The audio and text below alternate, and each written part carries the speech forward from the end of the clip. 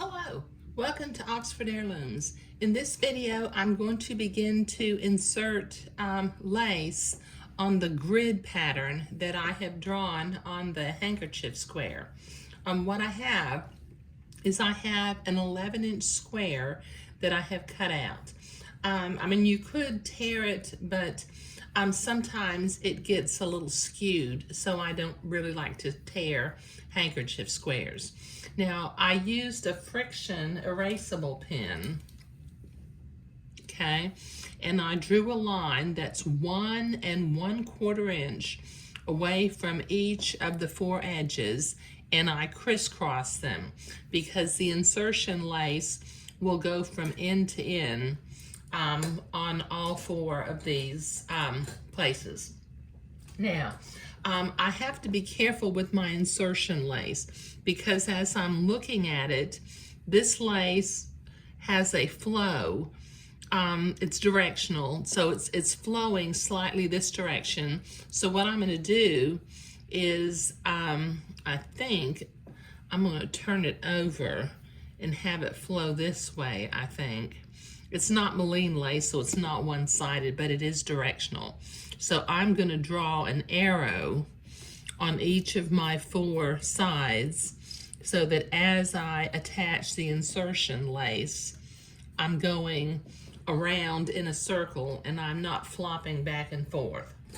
Okay, so I have my sewing machine set for a zigzag and the appropriate stitch length and stitch width for attaching lace. And on my machine, I set my zigzag length I have set at a 2.5, and my stitch length I have set at a 0.7. Now you may need to play with your machine because no, we're going to have to do 2 passes of zigzag because I will cut it in the middle and then zigzag it a second time to make sure that it's attached securely and won't, unravel off.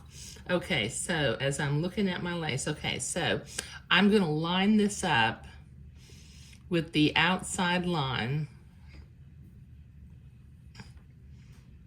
okay, and then I'm going to begin to zigzag it on one side, just following the line that I drew.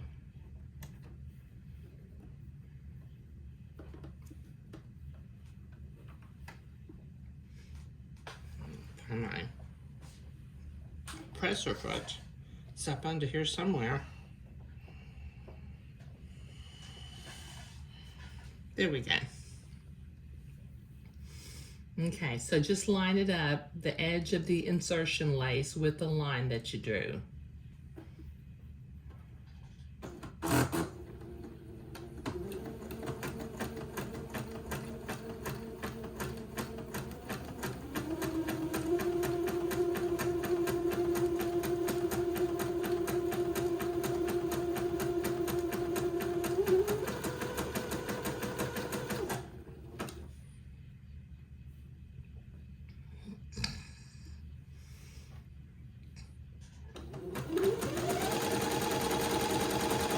Okay, this will take me a minute to get to the end of the handkerchief, so I'll be right back.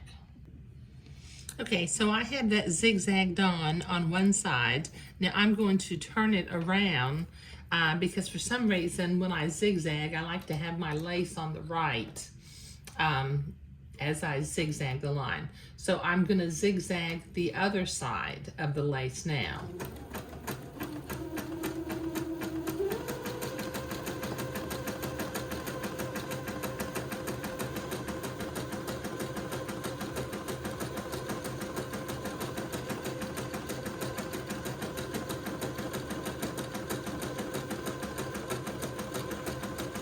Okay, this will take me a minute to get to the end of the handkerchief. Okay, so I have that zigzagged on both sides, just one side of the hanky. Now I'm going to turn this upside down and using my blunt-tipped specialty scissors, I'm going to cut the batiste in between the 2 zigzag lines.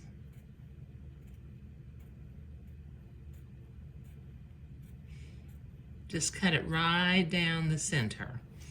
And since I'm using these specialty scissors again, the blunt tips are really good because they don't go into the lace and potentially cut your lace.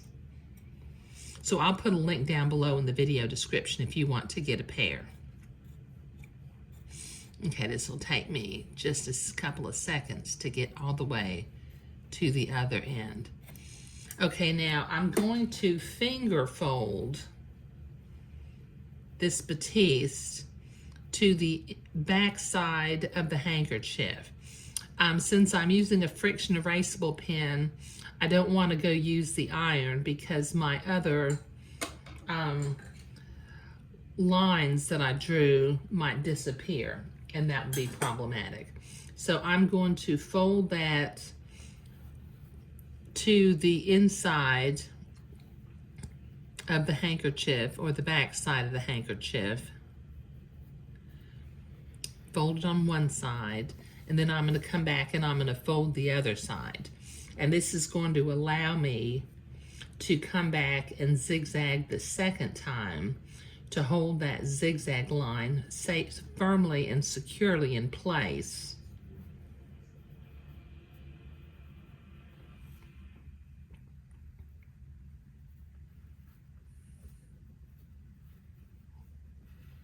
It's a nice thing about Swiss batiste, you can finger fold it. Okay, there we go. Okay, so I'm going to turn this over, and still using the same zigzag, stitch width and stitch length, I'm going to zigzag both of my lines a second time. This time I'm not going to have my lace, I'm going to have my lace to the left of the zigzag because I want to have the folded part to the right. Isn't it funny how you kind of develop ways of doing things and you just become creatures of habits?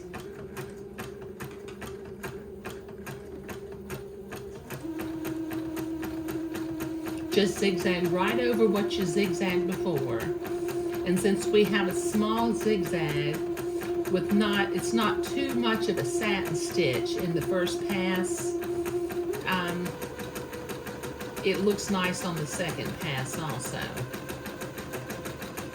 Okay, so I need to do both sides of my lace, so I'll be right back. Okay, so I've got that zigzag the second time on both sides, but from the back, this excess batiste needs to be trimmed close to the zigzag line. So I'm going to use my specialty scissors again and simply trim this away kind of close to the zigzag.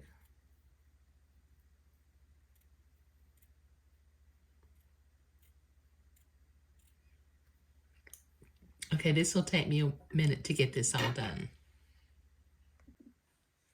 Okay, I have that one side trimmed.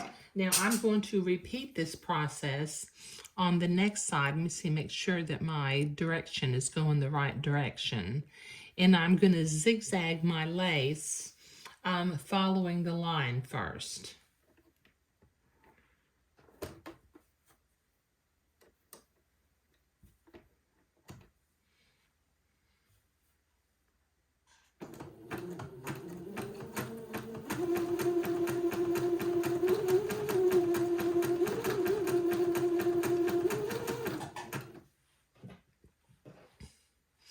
Okay, so this will take me a minute to get to the end of the hanky. Okay, so I've got that lace zigzagged on both sides of the lace. Now I'm going to use my specialty scissors again from the back, and I'm going to cut the batiste down the center of the two zigzag lines. Now this time, since I have this grid appearing at the corner of the hanky, when I get up to this corner, I'm going to have to not only cut it down the center, but I'm going to have to cut it very close to the zigzag line so that I can open up the batiste and fold it to either side. Okay, so let me get to this end. So I've cut it. Now I'm going to use my specialty scissors in the way they were intended, and I'm going to cut one side where it opens up, and then I will cut the other side where it opens up. Now I have to repeat this process on this little bit on the edge of the handkerchief.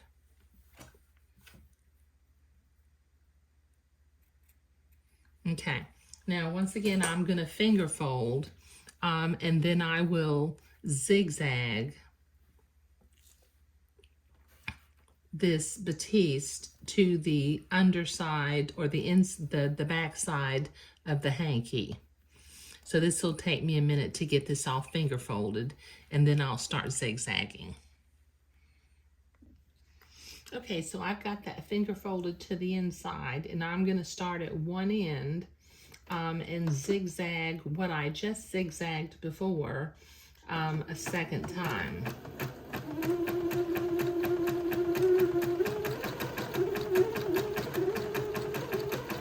And when you get to where the lace is crisscrossed, just keep going. And pick up again where the batiste is folded down and work your way to the end. Now I need to zigzag both sides, so this will take me a minute. Okay, so I have that zigzagged on both sides. Now once again, I'm going to use my specialty scissors, and I'm going to trim my excess batiste close to the zigzag line.